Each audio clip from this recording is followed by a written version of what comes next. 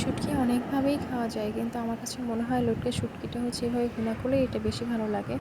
তো এখানে হচ্ছে শুটকিগুলো হচ্ছে সুন্দর করে কেটে পরিষ্কার করে ধুয়ে নেওয়া হয়েছে সুন্দরভাবে। দেন হচ্ছে যেহেতু শুটকি ভুনা করব, পেঁয়াজটা একটু বেশি লাগবে। এখানে অনেকগুলো পেঁয়াজ, রসুন কুচি, কাঁচামরিচ কুচি কাটা হয়ে গেছে। তো কড়াইতে হচ্ছে একটু তেল, মানে পরিমাণ তেল দিয়ে হচ্ছে এখানে হচ্ছে পেঁয়াজ কুচিটা, যেহেতু শুটকি ভুনা পেঁয়াজটা একটু বেশি লাগে, তো পেঁয়াজ, রসুন, কাঁচামরিচ সুন্দরভাবে দিয়ে হচ্ছে তেলের সাথে একটু ভেজে নিয়েছিলাম। তো এখানে হচ্ছে স্বাদ মতো হচ্ছে লবণটা দিয়ে পেঁয়াজের সাথে একটু ভেজে নিয়েছি।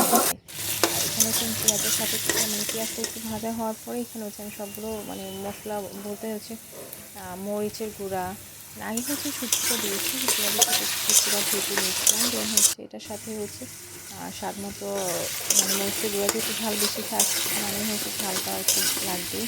তো এখানে হচ্ছে মরিচের গুঁড়াটা দিয়েছি, স্বাদ মতো হচ্ছে হলুদ দিয়েছি এবং হচ্ছে সুন্দর করে নেড়ে নিয়েছিলাম। দেন হচ্ছে একটু পানি দিয়ে দিলাম, যাতে পানিটা মানে একসাথে হচ্ছে পেঁয়াজ শুটকি সব কিছু হচ্ছে সুন্দরভাবে কষানো হয়ে যাবে।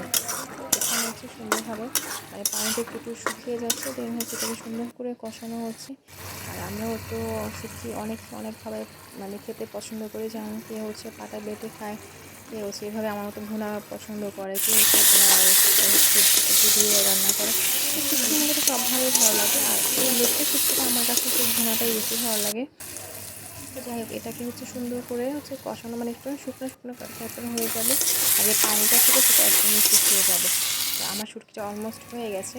তো এটা দেখলেই আপনারা বুঝতে পারবেন যে উপরে তেলটা ভেসে আসছে, মানে শুটকিটা হয়ে গেছে। তো আমার শুটকিটা একদম কমপ্লিট, আমি নামিয়ে নিয়েছি। তো এই শুটকি হলে কি হয়, এক প্লেট ভাত অনায়াসেই এই শুটকিটা দিয়েই খাওয়া যায়। তো আজকের মতো এই পর্যন্তই। আল্লাহ হাফেজ।